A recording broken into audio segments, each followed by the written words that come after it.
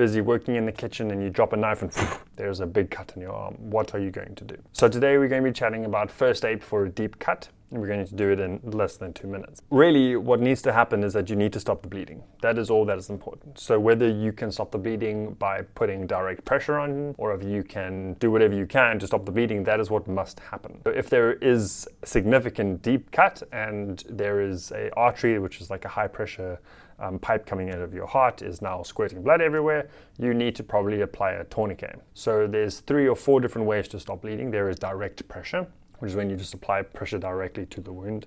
There's indirect pressure. If I was cut in my arm, I could then block the vessel under my humerus, so I can stop the blood getting to my arm. I can also apply a tourniquet, or I can also elevate the limb. So if I have a really bad cut on my arm, I could raise my arm, and that would then, because of gravity, less blood would get to the point. So if you have a super, super deep cut, if in your leg or your arm, you're going to apply direct pressure, get a towel or something that you can apply pressure into the wound. As sore as it is, you need to stop the bleeding.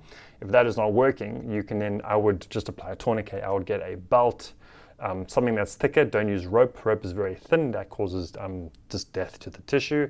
And you're going to just get a belt tied around the limb. Don't be concerned that you're like, well, you know, the limb's not going to fall off because I've applied a tourniquet. That takes like 4 to 6 hours. So don't be too concerned about, well, I'm not sure, shouldn't I? Just apply the tourniquet, and once the blood stops, you leave it on and you just wait for help to get there, because the more blood that stays in the body, the more success you're going to have with stopping the blood, or the more success you're going to have with living, and that's all that's important. So don't worry about trying to keep things clean. Don't worry about trying to do anything else. Just make sure you stop the bleed. If that means apply a tourniquet, apply direct pressure, whatever you need to do, stop that bleeding. And that is how to deal with a deep cut 101. Bye for now.